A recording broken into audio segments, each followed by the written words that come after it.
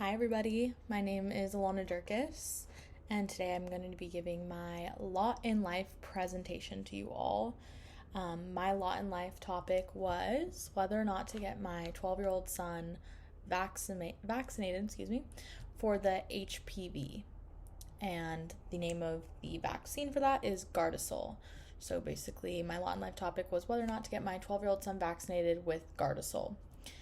HPV is human papillomavirus, which causes a lot of different types of cervical cancers in women, and is known as an STI, more known as sexually transmitted infection, different from an STD, but also very, very common among young adults. So unfortunately, the most affected age group is young adults. It can occur in the body as young as 11 to 12 in young men and women. The FDA approved the human papillomavirus Gardasil in 2014. Now, for my research findings, I went along and dissected whether or not the HPV vaccine Gardasil was safe for my 12-year-old son, because obviously, I want to make sure that I know what is going into his body and if it is safe for him, because he is a young boy, and I need to make sure that it's not going to affect him long term. So basically, a little bit of background on Gardasil and the human papillomavirus. The vaccine was studied in clinical trials with over 15,000 participants and was FDA approved in 2014, as I mentioned. The CDC recommended that the human papillomavirus vaccine Gardasil was given to boys and girls around the age of 11 and 12, so right when we start to see this virus occur in young adults, or I guess young teenagers. Any individual that receives the vaccine before the age of 15 has to get 2 doses of the vaccine within 6 months, which is a pretty, in my opinion, short period of time to receive such a serious vaccine. Some of the side effects recorded from this vaccine include pain, swelling, redness around the site where the shot was given, fever, headache, nausea, and sometimes muscle and joint pain.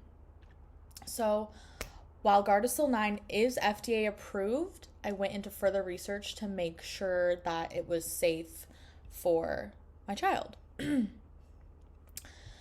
As I looked into this across the internet, I found that the human papillomavirus was one of the first vaccines that the FDA FDA approved to go through speedy trials, or what's called accelerated trials, meaning they don't go through the normal time span of vaccine trials, making sure that people aren't having serious side effects, people aren't having adverse effects from the vaccine. We see a lot of this today with the COVID vaccine. We know that it's a very short trial that was given for the vaccine, and now it's being obviously widespread to adults. I went, and the first article I looked at told me a lot about the trials. It said that Gardasil was a moneymaker for these large companies. The media was really intrigued by the fact that the FDA had seriously taken this vaccine and sped up the process with these trials and had immediately pushed it out for these young children, making it seem, okay, like, is this safe? Large companies were allowed to forego screening process as the vaccine was viciously sent out to different medical sites, a lot of general practitioners, and being able to be presented to young children and their parents as part of the every year vaccine lineup, meaning like when you go in for your dosage for vaccines, they give you a spreadsheet of what you need that year, and Gardasil then became part of that list. So Gardasil 9 targets 2 strains of HPV, mostly. There are, I think, about 18 strains of HPV, yet the Gardasil targets um, the two most common and harsh strains of HPV. This is HPV 16 and HPV 18. And these two strains do account for 70% of cervical cancer cases among individuals, meaning, this vaccine is targeting the more common HPV, the more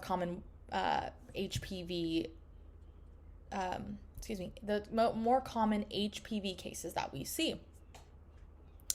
We do, however, have many other strains of HPV, and the Gardasil vaccine lacks the evidence that it can prove completely against these. And we start to look at what percent of people that got the HPV vaccine, Gardasil, still ended up getting a type of cervical cancer, or STI.